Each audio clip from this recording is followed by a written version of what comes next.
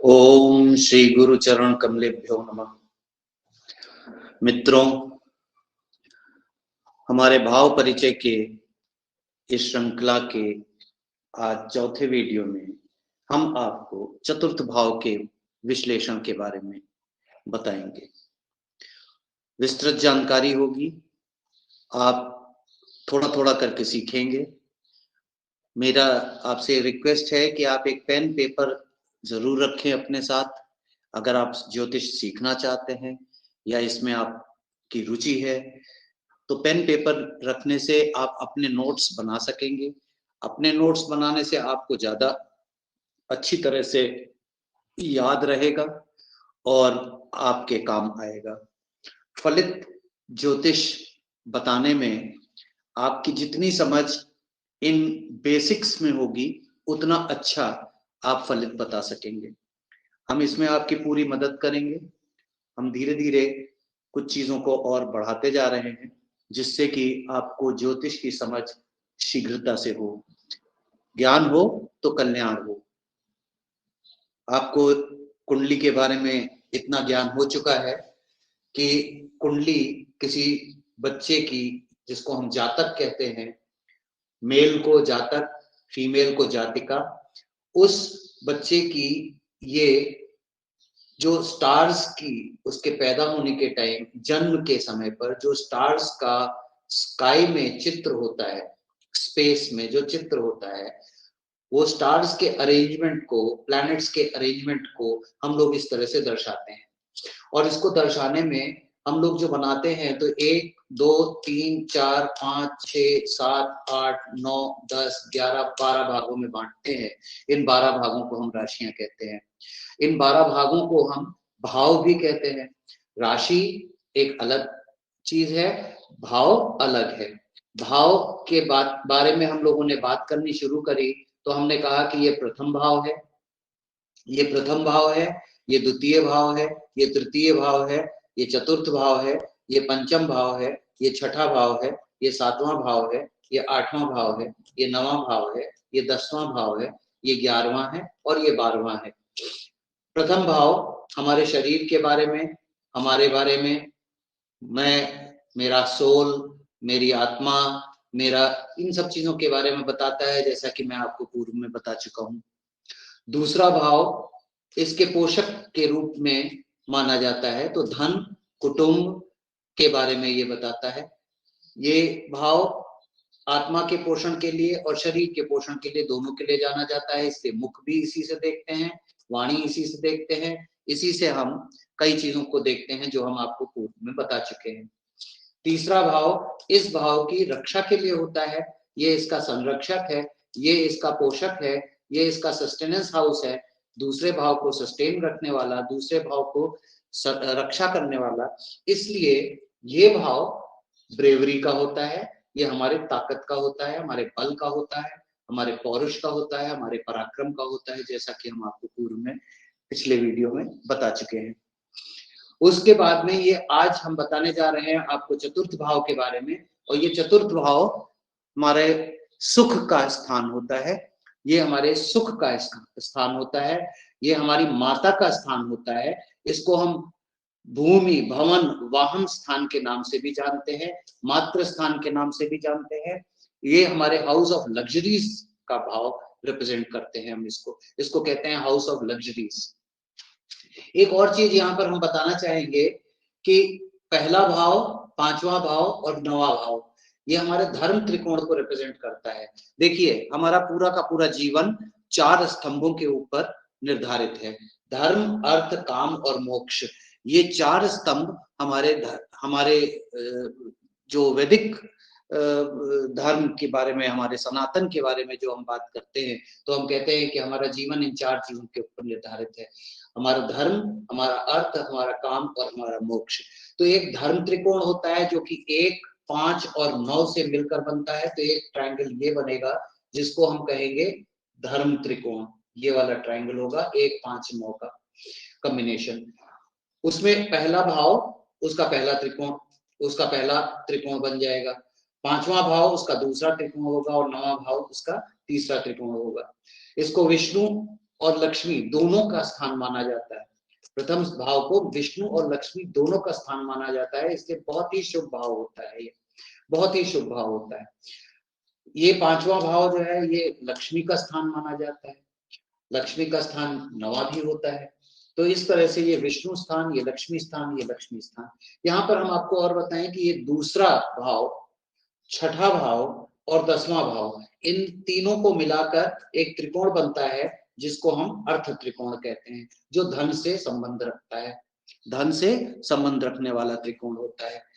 जो हमारा अगला है ये तीसरा भाव, इस तीसरे भाव का 7वें भाव के साथ और 11वें भाव के साथ जो त्रिकोण बनता है इसको हम बोलते हैं काम त्रिकोण, काम त्रिकोण कहते हैं इसको।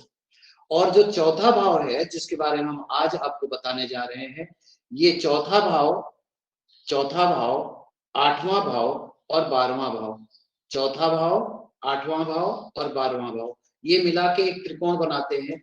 ये तीनों मिलाकर एक त्रिकोण बनाते हैं जिसको हम कहते हैं मोक्ष त्रिकोण। मोक्ष त्रिकोण का मतलब है हम सारा कुछ कार्य करके जब निवृत्त होके, भोग करके, विलासिता करके और सब चीजों से जब पार पा जाते हैं तो हम ईश्वर की तरफ को पुनः चल देते हैं, ईश्वर की तरफ को पुनः मूव कर जाते हैं और उसी को हम कहते हैं मोक्ष प्राप्त करना, उसी को मोक्ष प्राप्त करना कहा जाता है। तो यहाँ चौथा भाव जो है ये इस मोक्ष त्रिकोण का पहला भाव बनता है जाके, इसलिए ये बहुत इंपॉर्टेंट बन जाता है, इसलिए ये बहुत इंपॉर्टेंट होता है। ये भोग का, ये भोग का, ये ऐश्वर्य का, ये हमारे सुख का, ये हमारी माता के विचार का भाव होता है। चतुर्थ भाव एक केंद्र भाव है। देखिए पहला, चौथा, 7वां और 10वां, ये चारों केंद्र के भाव कहे जाते हैं, इनको हम केंद्र के भाव कहते हैं, इन चारों को हम केंद्र के भाव कहते हैं। तो ये हमारा केंद्र का भाव होता है। यह जल प्रवृत्ति का होता है, ये जल प्रवृत्ति वाला होता है। आपकी प्रॉपर्टी, आपका वाहन, वेदों में इसे राजगद्दी की संज्ञा दी गई है, ज्योतिष के ग्रंथों में इसे राजगद्दी, राज सिंहासन की संज्ञा दी गई है। जब हम चौथे भाव की बात करते हैं तो हम कहते हैं कि जब हमें ऊंची पोस्ट मिल जाती है, जब हमें ऊंचा दर्जा मिल जाता है तो हम कहते हैं कि हमें राजगद्दी मिल गई, मतलब हम एक शासक के रूप में बन जाते हैं। तो जब हमें सारी विलासिता मिलती है तो एक शासक के रूप में हमारे पास में सारी विलासिता होती है। तो इस तरह से इसको राजगद्दी की संज्ञा दी गई है। काल पुरुष की कुंडली में इसे चंद्रमा का स्वामित्व प्राप्त है, 4 नंबर चंद्रमा का होता है, तो इसलिए इसका स्वामी 4 नंबर चंद्रमा का स्वामित्व होता है, इसके स्वामी चंद्रमा होते हैं। चंद्रमा का एक ही घर होता है, चंद्रमा का के स्वामित्व में एक ही भाव होता है और वो भाव है चौथा, एक ही राशि होती है और वो होती है कर्क राशि। तो इस तरह से ये उसके स्वामित्व में होता है।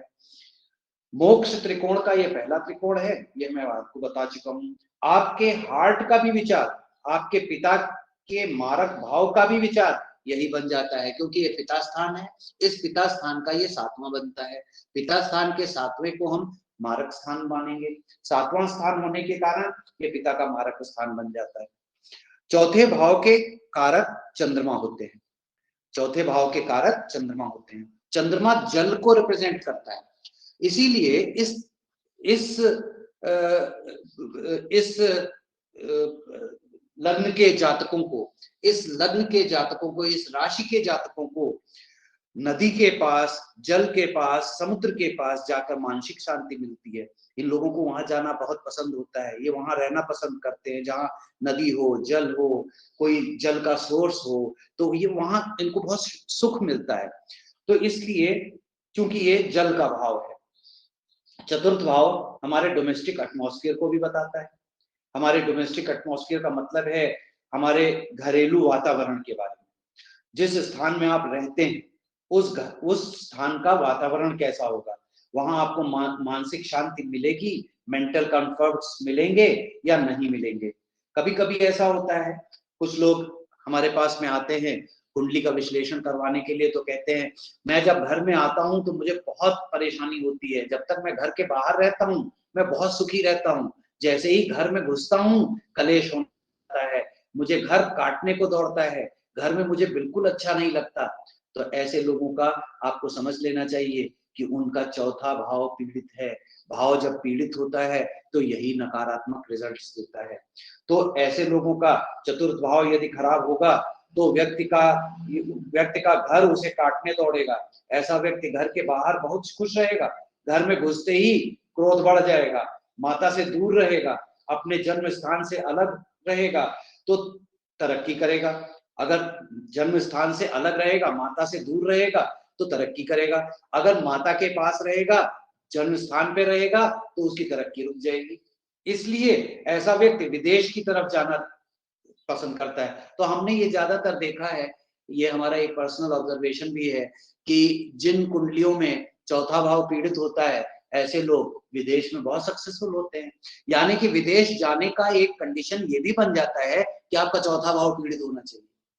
जब आपका चौथा भाव पीड़ित होगा तो आप विदेश जरूर चले जाएंगे। तो अगर किसी का आप देखें कि चौथा भाव पीड़ित है तो और वो आपसे प्रश्न पूछे, वो आपसे पूछे कि क्या मैं विदेश जा सकता हूं, तो आप तुरंत उससे बोलिए हाँ जरूर जा सकते हैं, आप बिल्कुल जाइए। यहाँ एक और चीज की व्याख्या मैं करना चाहूंगा, वो भी बहुत जरूरी है। कभी कभी हम लोगों के व्याख्या में कमियां हो जाने की वजह से हम लोग कुछ गलतियां कर जाते हैं।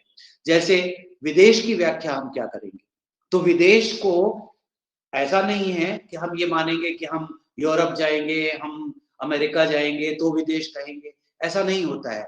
विदेश हम हर उस स्थान को कहेंगे जिस स्थान में हमारा कल्चर, हमारी वाणी, हमारी भाषा, इन सब चीजों में, हमारे धर्म, इन सब चीजों में हमारे से कोई मेल ना खाता हो, हमारी वाणी से मेल ना खाता हो, हमारे धर्म से मेल ना खाता हो, हमारी भाषा से मेल ना खाता हो, हमारे कल्चर से उनका कल्चर फर्क हो। ऐसा कोई भी स्थान जहां हम जाएंगे, जहां हमारे कल्चर से उनका कल्चर फर्क होगा, उसको हम विदेश कहेंगे।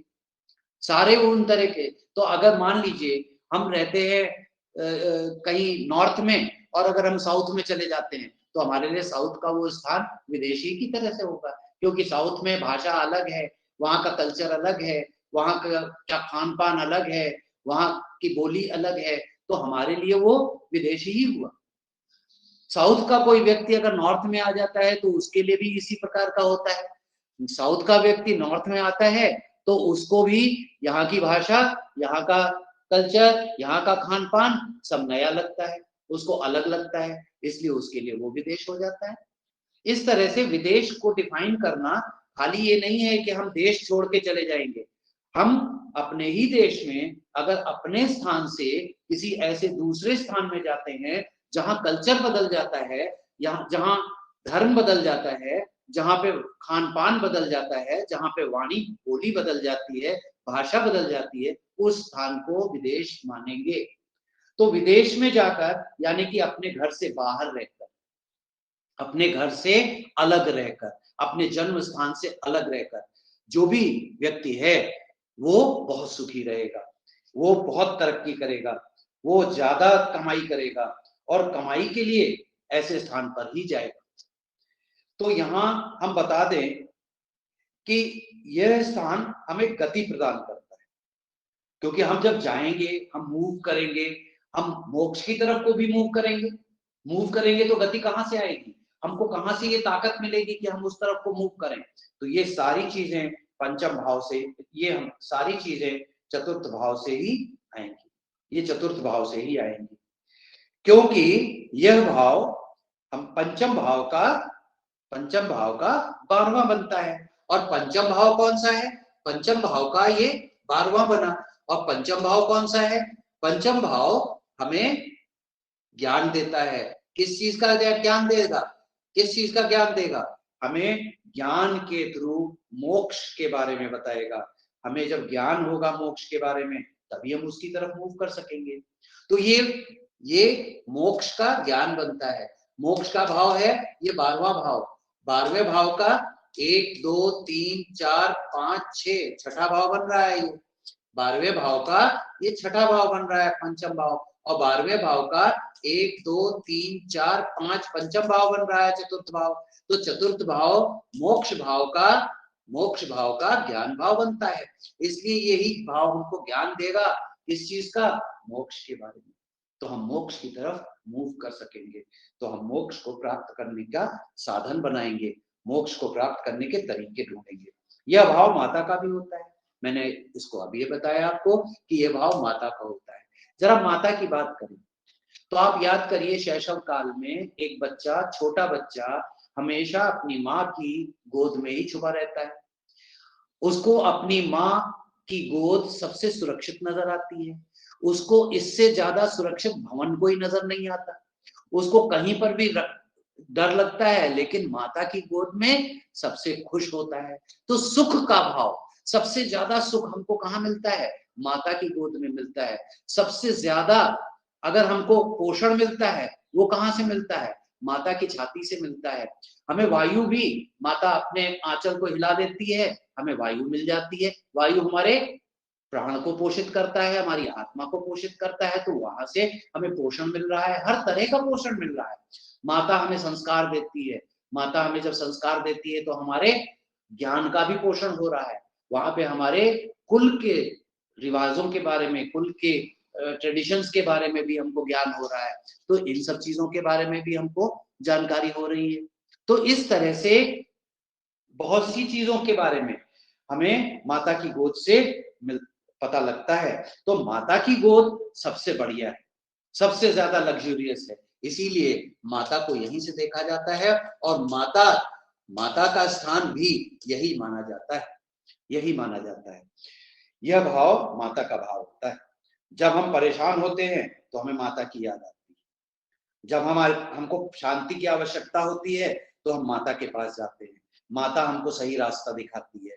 मन की शांति के लिए, मन की शांति के लिए, कर्म का भोग करने के लिए, लग्जरीज अटेन करने के लिए व्यक्ति यात्राएं करेगा।